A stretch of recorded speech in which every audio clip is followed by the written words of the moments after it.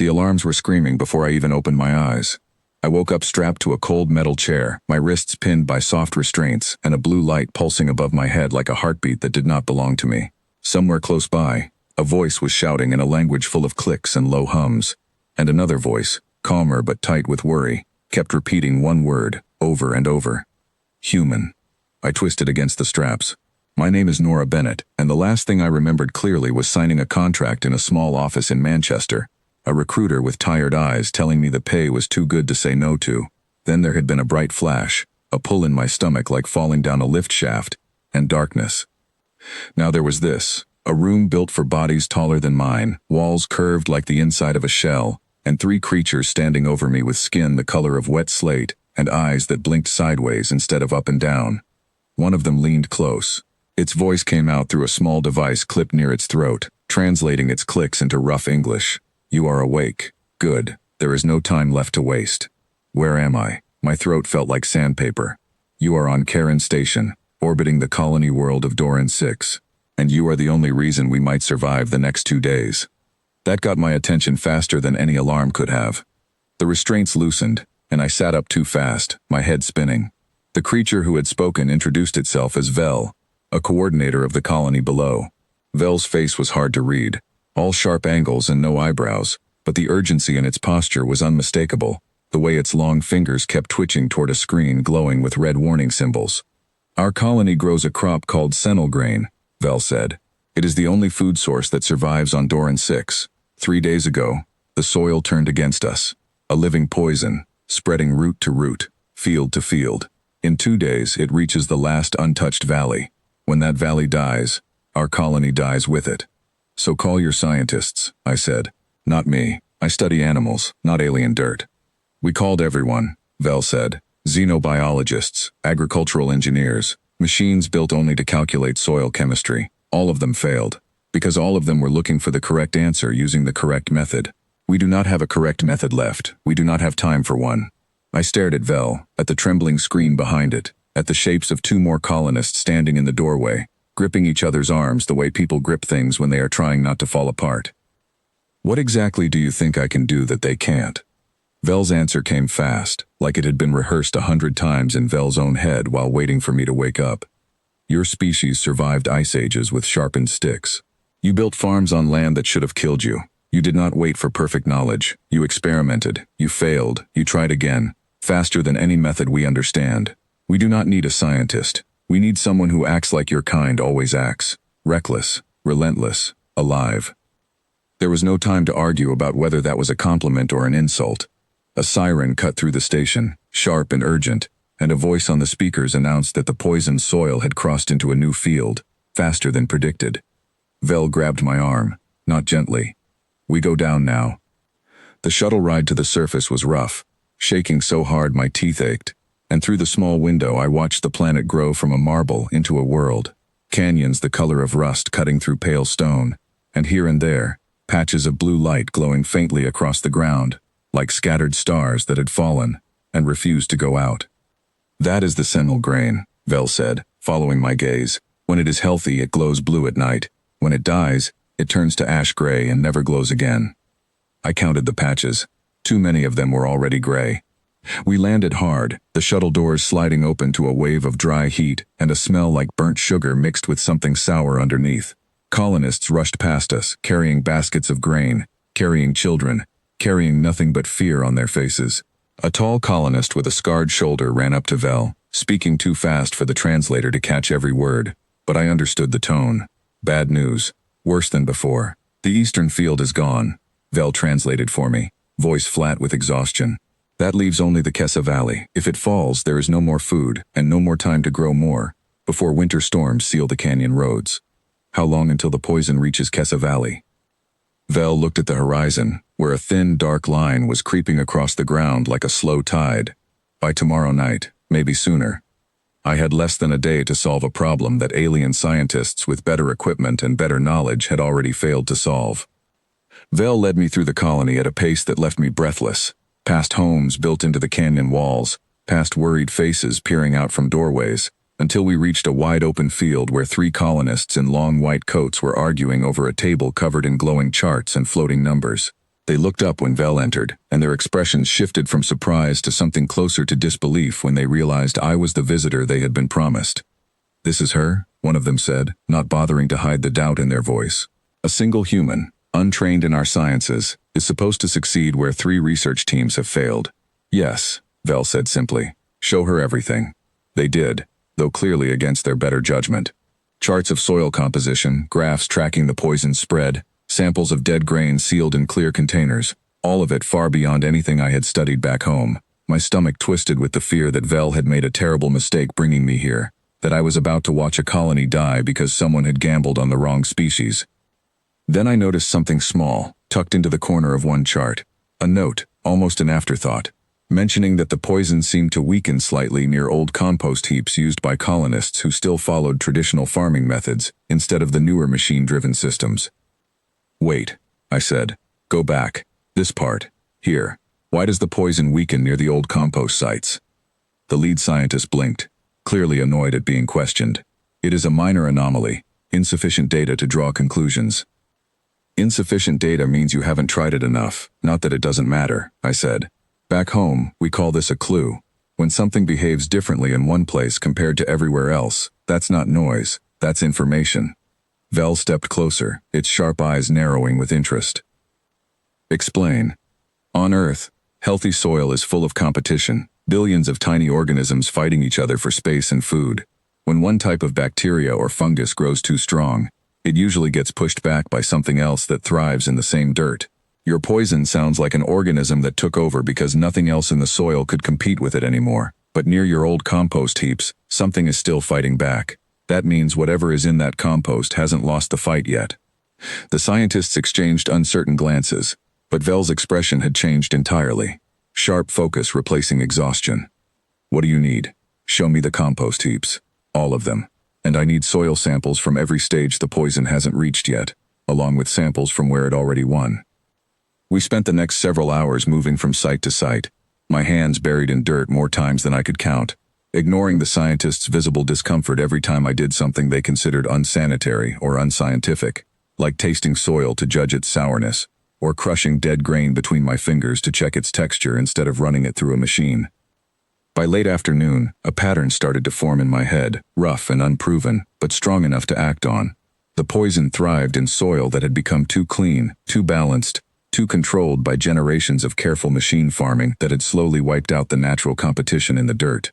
The old compost heaps, messy and full of decaying scraps and animal waste, still held enough biological diversity to fight back. "I need livestock waste," I said. "As much as you can gather, from every creature you have. And I need it now, not tomorrow." One of the scientists let out a short, disbelieving laugh. "You want us to save our colony with animal waste?" "I want to save your colony with the same trick every farmer on my planet has used for thousands of years before anyone invented a machine to do it for them," I said. Sometimes the oldest answer is the one everyone forgot to check. Vel did not hesitate.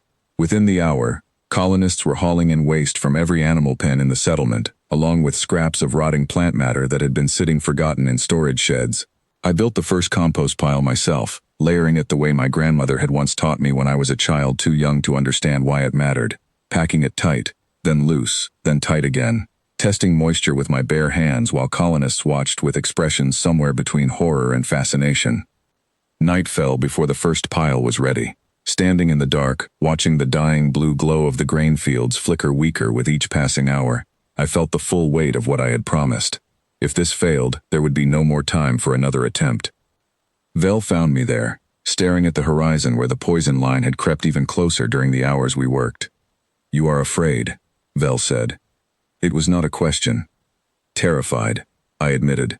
"Back home, if my experiment failed, I lost a season of research. Here, if I fail, people don't eat. Then why do this at all?" I thought about it honestly before answering.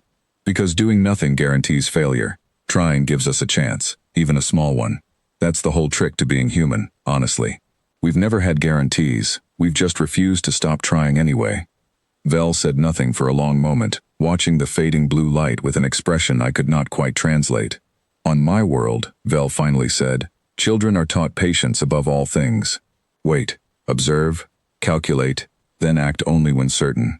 It has kept us alive for generations. But certainty has run out, and you are the first being I have met who does not seem to need it. I need it, I said quietly. I just don't let needing it stop me. By morning, the first compost batch was ready, dark and rich and smelling of decay in a way that made two of the scientists cover their noses in disgust. I mixed it directly into a patch of soil at the very edge of the poison line, close enough to be risky, but far enough to test the results without losing everything if it failed. Then we waited. Waiting was the hardest part. Every hour, someone from the colony would come to check the patch, then return to report that nothing had visibly changed yet, the poison line creeping steadily closer, the pale gray spreading like a slow bruise across what had once been healthy ground. By midday, the line had reached within a few dozen meters of Kessa Valley itself, and the fear in the colony had turned into something close to grief, families gathering their few remaining supplies, preparing for the worst even as they hoped for something better. I refused to leave the test patch. I sat beside it through the heat of the day, checking the soil every hour, adjusting moisture, adding small amounts of fresh compost whenever the mixture seemed to dry too quickly. Vel stayed with me the entire time, occasionally translating updates from colonists working desperately elsewhere in the valley, but mostly just watching, quiet and patient, in a way that felt different from the anxious patience of the scientists who kept their distance. Late in the afternoon, something changed. At first, it was barely visible, a faint shift in color at the very edge of the test patch, where the poisoned gray dirt met the fresh compost mixture. I leaned close, heart pounding, and saw it clearly for the first time. A thin line of darker, healthier soil pushing back against the gray, slow but unmistakable, like a tide finally turning after hours of retreat. "Vel," I said, my voice shaking. "Look." Vel knelt beside me, eyes fixed on the same spot, and for the first time since I had woken up on that cold metal chair, I saw something in Vel's expression that looked unmistakably like hope. "It is working," Vel whispered. "It's fighting back," I corrected. "That's different from winning. We need more compost, more coverage, and we need it fast, before the poison adapts or spreads past where we can catch it." Word spread through the colony faster than I could have imagined, and suddenly every able body was hauling waste and scraps toward the fields, building compost piles under my direction, layering them exactly the way I showed them, packing and loosening, testing moisture with bare hands despite their obvious discomfort with the method.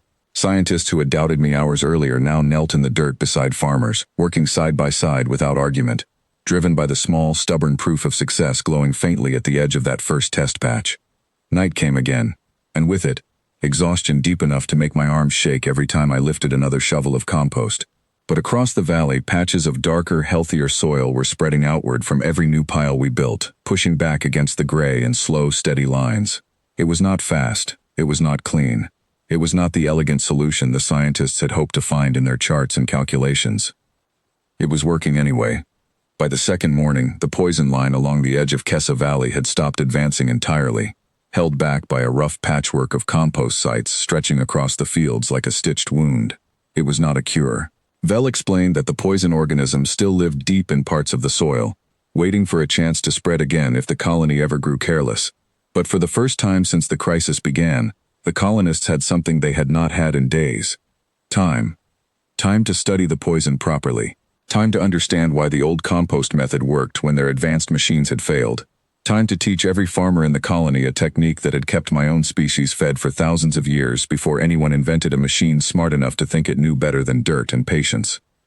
Vel found me sitting at the edge of the valley that evening, watching the fields glow faint blue again in places where the grain had begun to recover, fragile but alive.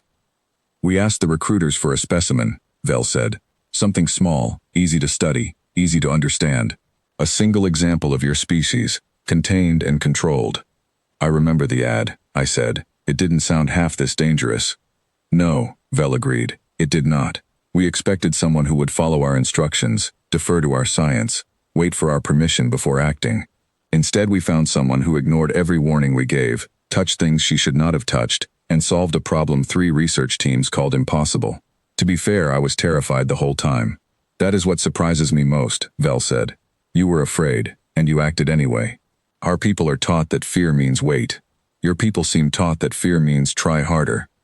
I thought about that for a long moment, watching the fields flicker back to life one faint blue glow at a time.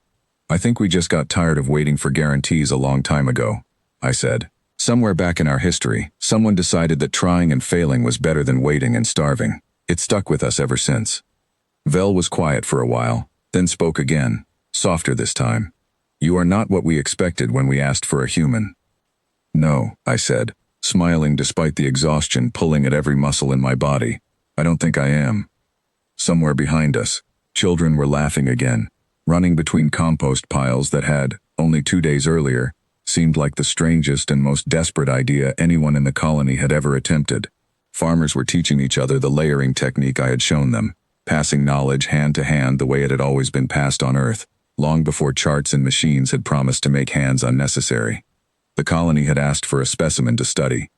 What they got instead was someone who refused to wait for certainty, who trusted stubbornness over perfection, who believed that trying imperfectly was always better than waiting for an answer that might never come in time.